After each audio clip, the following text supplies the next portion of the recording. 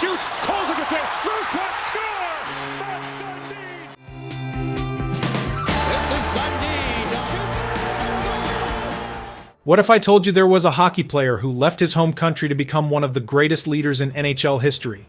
A player who wasn't the fastest or the most skilled, but became the first European-born captain to lead his team for 10 straight seasons? This player is, of course, none other than Mats Sundin. While most captains were chosen for their fighting spirit or scoring ability, Sundin earned his C by bringing his teammates together and leading by example both on and off the ice. Unlike other stars who shined brightest in the playoffs, Sundin's true impact came in how he carried his team through the toughest regular season games, becoming the first Swedish player to score 500 goals, despite often carrying the load without a consistent superstar on his line. Whether his team was winning or losing, Sundin showed up every single night, which is why he became the heart and soul of the Toronto Maple Leafs. Before we dive into the incredible story of Mats Sundin, take a quick second to hit like and subscribe. These forgotten legends deserve to be remembered, and your support helps us keep their stories alive. To understand how a young boy from Stockholm, Sweden,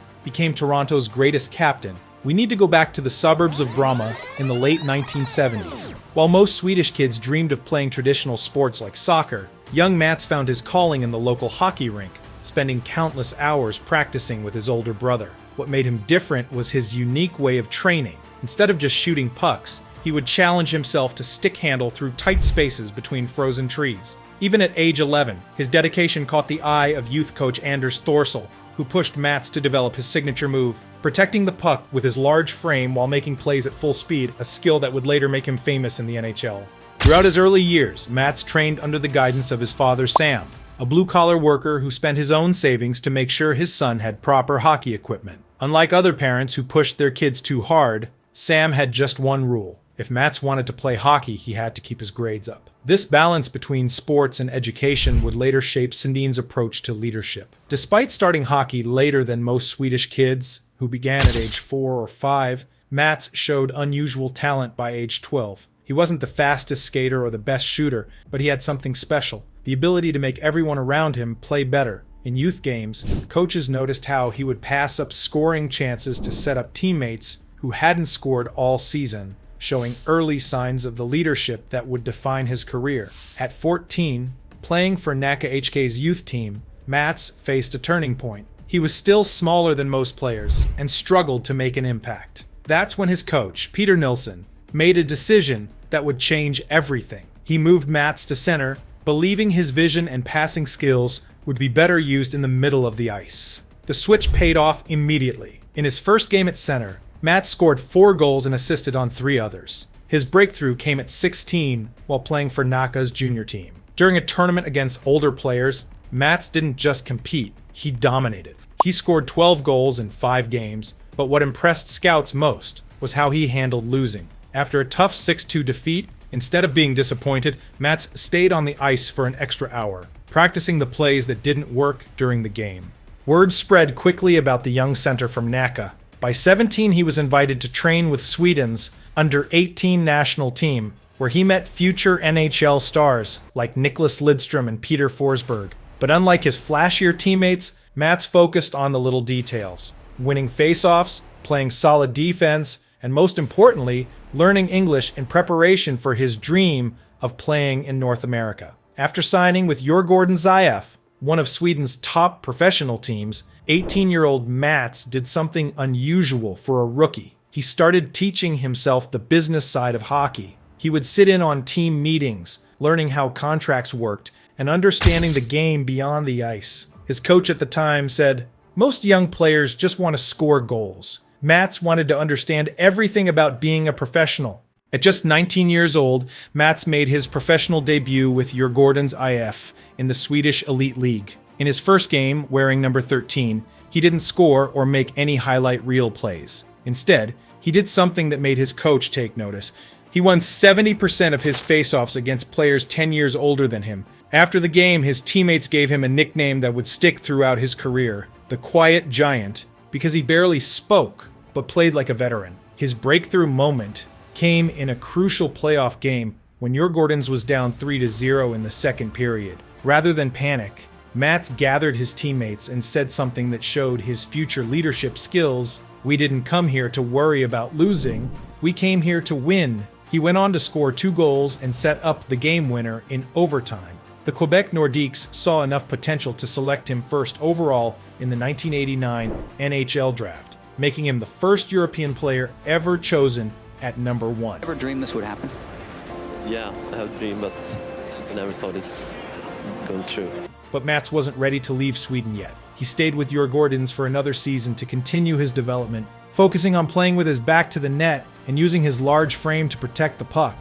When he finally arrived in Quebec for the 1990 season, Mats faced challenges beyond hockey. He didn't know how to cook, had never lived alone, and struggled with the French language in Quebec City. His first week in North America, he got lost trying to find the grocery store and ended up eating at McDonald's for 5 straight days. But on the ice, he adapted quickly, scoring in his very first NHL game against the Hartford Whalers. The biggest test came in his 3rd game when infamous enforcer Ty Domi challenged him to a fight. Instead of backing down or dropping his gloves, Mats simply smiled and said, "I'm not here to fight. I'm here to score." He proved his point by scoring twice that night. This calm approach to intimidation became his trademark. His rookie season brought another challenge: the smaller North American rinks. Used to the wider European ice surface, Mats often found himself running out of space along the boards. To adapt, he developed the Sundin spin, a quick turn move that allowed him to protect the puck while changing direction. He practiced this move for hours after team practices were over,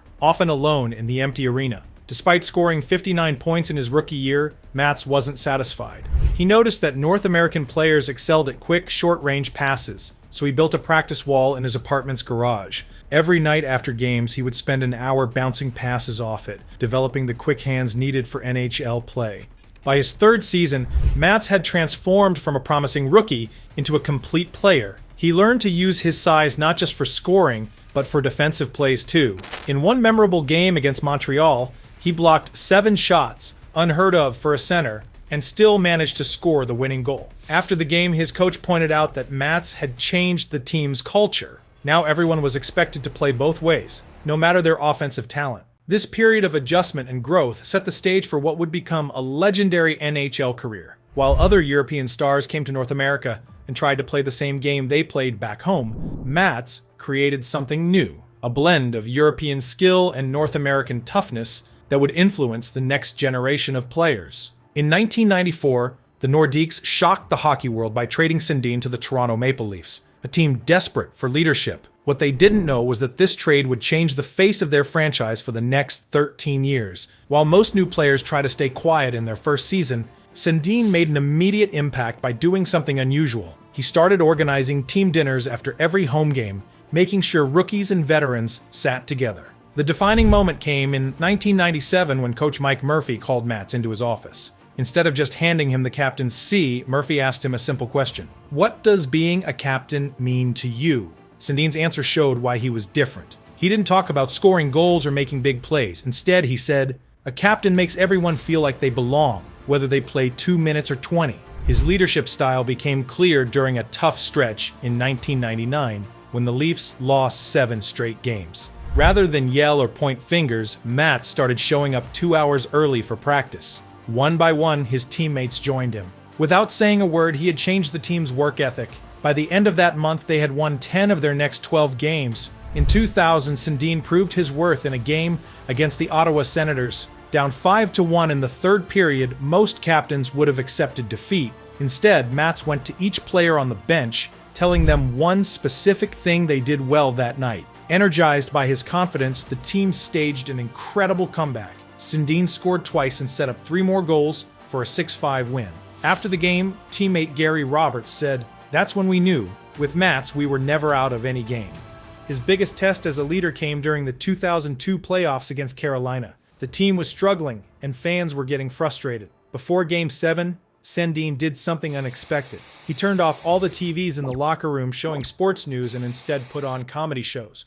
"We play better when we're relaxed," he told the team. That night he scored 2 goals in a 3-2 win, but more importantly, he showed that leadership isn't always about serious speeches. One of Sundin's most memorable moments came in 2006 when he scored his 500th goal. What made it special wasn't just the milestone, it was how he did it. The team was shorthanded in overtime, usually a time when teams play it safe, but Matt saw rookie defenseman Ian White looking nervous on the bench. He skated over and said, "Watch this kid, sometimes the best defense is a good offense." He then went out and scored the game winner, becoming the first Swedish player to reach 500 goals. His leadership went beyond just hockey. In 2003, when teammate Alexander Mogilny was struggling with depression, Sundin didn't just offer support. He learned about mental health, brought in specialists to talk to the team, and made it okay for tough hockey players to discuss their feelings. This changed how many NHL teams approach mental health today. Even in his final seasons with Toronto, when the team was rebuilding and missing the playoffs,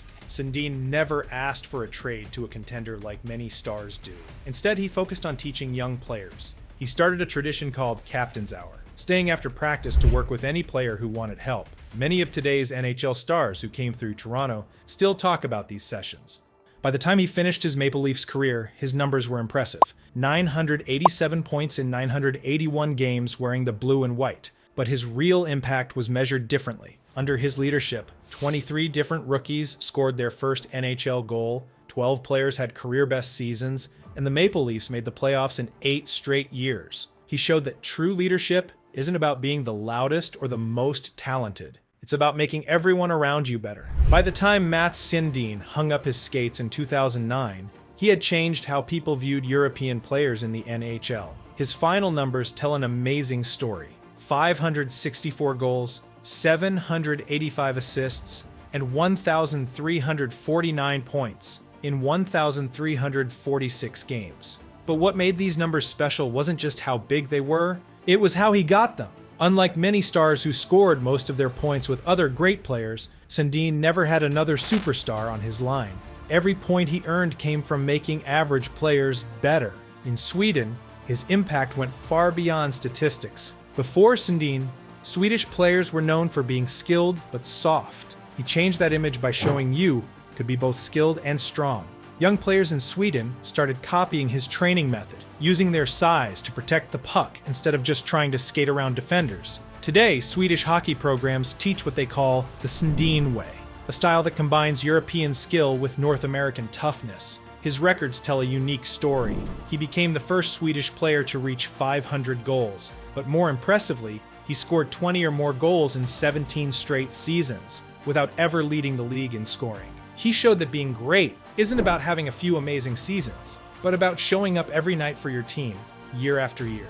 When he entered the Hall of Fame in 2012, his speech focused on something different than most players. Instead of talking about his goals or awards, he talked about the 74 different line mates he had in Toronto, naming specific moments where each one helped him become better. That's why his plaque in the Hall of Fame reads differently than others. While most celebrate individual achievements, his mentions how he elevated the play of everyone around him. Even today, Sundin's influence continues. In Toronto, the team created the Mats Sundin Mentorship Program, where veteran players are paired with rookies to help them adjust to NHL life. In Sweden, young players still wear number 13 and practice his signature move, the one-handed backhand shot he used to score so many crucial goals. But perhaps his greatest legacy is how he proved that being a great leader isn't about wearing the C on your jersey. It's about making sure everyone on your team feels important. Each Sundin highlight you've seen represents hours of painstaking work behind the scenes. This labor of love takes countless sleepless nights to create. If this journey through Matt's legendary career moved you, please like, subscribe, and share your favorite Sundin memories in the comments. It's all we ask in return. Your support means everything. See you in the next one.